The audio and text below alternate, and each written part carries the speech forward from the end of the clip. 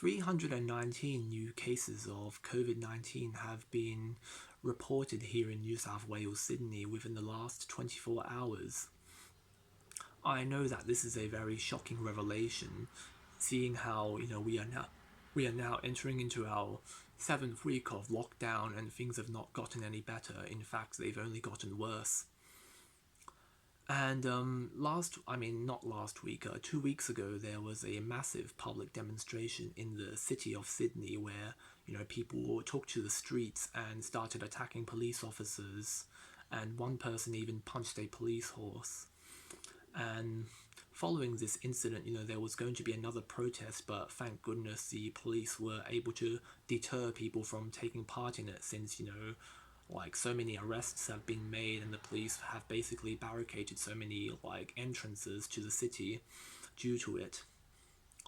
And obviously these protests have not helped to make things any better. In fact, they've only added to the problem by presumably, giving us more infection rates and giving, the police more work to do, which basically also comes out of our taxpayer money when you think about it.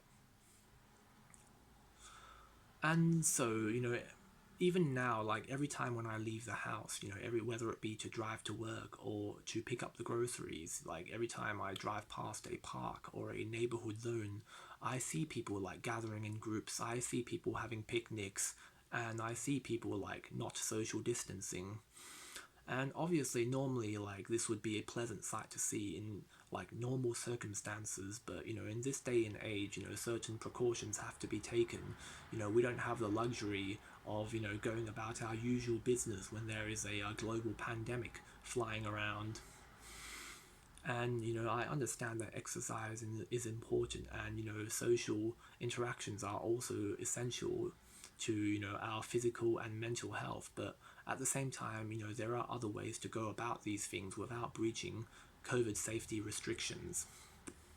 We can go about these things while still social distancing with one another. Today we have the internet, and we have social media, and we have telephones, we have digital communications that we can use to contact people who are living a long distance away. And at the same time, exercise does not have to be done in groups. Exercise can be done individually, one by one. It doesn't have to be done in groups or crowds of people.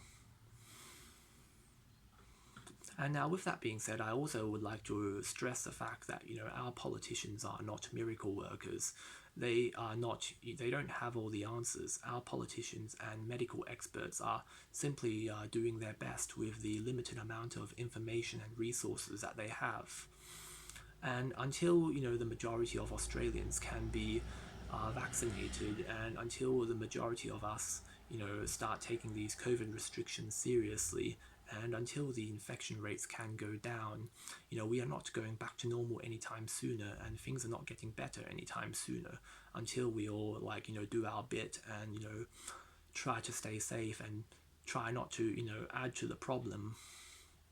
And another thing that I'd like to stress is that freedom is not anarchy. If your so-called freedom is coming at the cost of other people's safety, then a certain line has to be drawn. Ever since the beginning of human civilization, we have known that certain rules and regulations had to be observed in order to ensure the survival of mankind. And in times like these, certain restrictions have to be applied in order to keep us all safe, because the safety of the community is also a priority. Yes, individual freedom is important, but at the same time, the community also has the right to be safe. And the safety of the community often supersedes and outweighs the individual desires of a person. And so with that being said, I think that pretty much brings me to the end of this video. Obviously, if you see people, breaching COVID safety restrictions, if you see people being reckless and careless, you can always call Crime Stoppers on 1-800 333 and 000 and report the situation, because I'm not trying to encourage people to snitch on each other, but at the same time, there are people who are completely reckless. There are people out there who just don't care about other people, and so that needs to be addressed. And without further ado, I thank you for watching, and I hope you all stay COVID safe and have a wonderful day.